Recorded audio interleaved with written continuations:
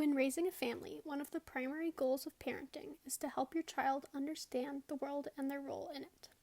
That being said, sex education is a vital step to ensure children learn about sex, sexual health, identity, and how to form their own beliefs and values. Sex education is viewed differently across the world depending on one's culture. The United States and Denmark differ dramatically in what they believe the best way to educate children on this topic is. Sex education has become a politicized subject, but it is also a topic that many people would rather ignore. With this in mind, we decided to do a qualitative media analysis on what recent news sources and blogs were covering in terms of American and Danish sex education. In analyzing media outlets, this attempts to answer the question, how does the media frame the public discussion about sex education in Denmark and in the US?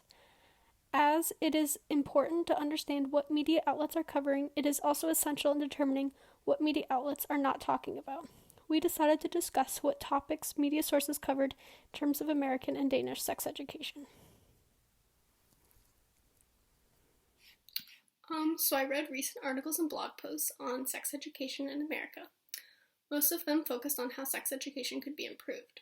One of the main themes being the lack of knowledge teenagers and preteens have, especially young girls.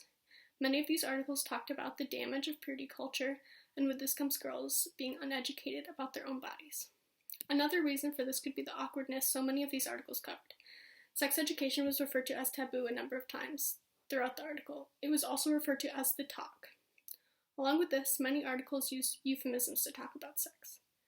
However, surprisingly, many of the articles covered how there was support for sex education by the majority of the American public. Many of these articles were about whose role it was to teach children about sex, the parents, schools, or third-party organizations. There were many references to Planned Parenthood and the amount of supplemental work that they're doing with sex education. Many of these articles talked about the lack of LGBTQ+ inclusivity and the focus on heterosexual intercourse as the only form of sex.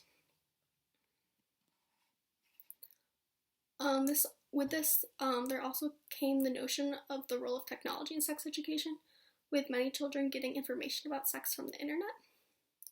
Almost all of these articles focused on the lack of national cohesion, with there being too much decentralization and no unifying laws in sexual education. Abstinence and purity were mentioned a number of times, especially in regard to how this contributes to poor knowledge of sex.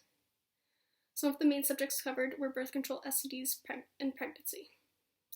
Some things these articles did not cover was there was no talk of what age is appropriate for learning about sex, no talk of the role of abortion in sex education, no talk of the ties to religion in sex education, and along with this, no discussion of the concept of virginity. I found it interesting that a lot of the articles left these things out because of the role that religion has in influencing states and how states are represented, and thus the legislation for sex education in these states.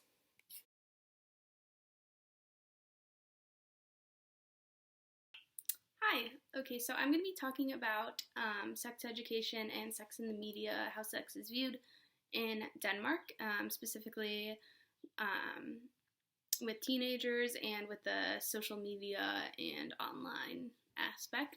So as we discussed throughout the semester in Denmark, we know that sex education is started from a very young age, and typically in elementary school, students start reading picture books that demonstrate how babies are made through sex. This is a really straightforward approach to sex education.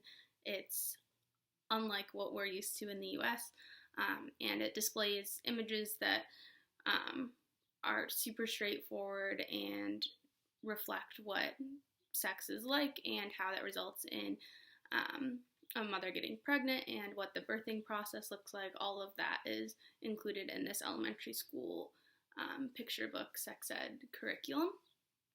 So the children are told point blank what sex is and how it works, and usually whoever's explaining this is the child responses with a lot of questions, and the goal of this is to just be honest and truthful, which reflects the Danish values that we've learned of honesty and trust. But one thing that has not traditionally been taught in Danish sex education is the concept of consent. So last year in 2019, a new program was established in Denmark that targets Danish teenagers, but it is open for Danish adults and children. And its goal is to be used by everyone, but its main target audience is Danish teenagers and students.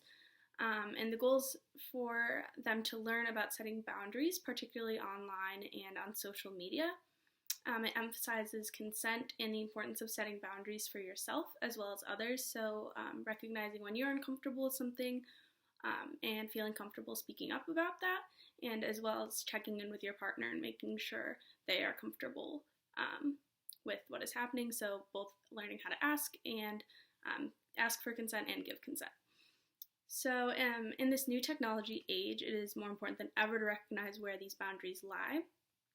This program makes a really explicit point to note that there are videos being sent around schools that are a consistent problem that need to open up a discussion surrounding safe and consensual sex, because they do not often demonstrate safe and consensual sex, and the goal of this program is to change that norm.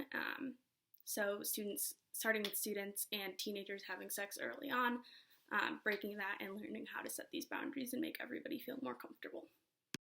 As we have discussed, there is a substantial difference in sexual education between the United States and Denmark, both in what is taught in schools and what is discussed in the media. Discussions of sex and sexuality are seen as much more controversial and taboo in American media than in Danish media, and this is also reflected in differing approaches to sexual education. So Denmark tends to be much more comprehensive and medically accurate than some US states. And also in many US states, abstinence-only or abstinence-based education is required, whereas this is not the case in Denmark. Denmark also has much more standardized sexual education, so the required information is for all of Denmark, whereas it's much more state level in the US, so there's an extreme amount of variation in what US students experience, whereas there is still variation among Danish students because the teachers design their own curriculum, but much less so than in the US. There are still some striking similarities, so both Danish and American sexual education and the media covering the topic emphasize HIV prevention and STIs, and kind of the scary side of sex, and can inadequately cover consent education. So consent is often left out of sex ed curriculum or is just brushed over, and leaves Danish and American students alike with incomplete and potentially harmful ideas about sexual consent and boundaries. And so by taking a comparative look at sexual education and the media surrounding it, can highlight intriguing cultural differences and also shine a light on social norms and attitudes towards sex and sexuality.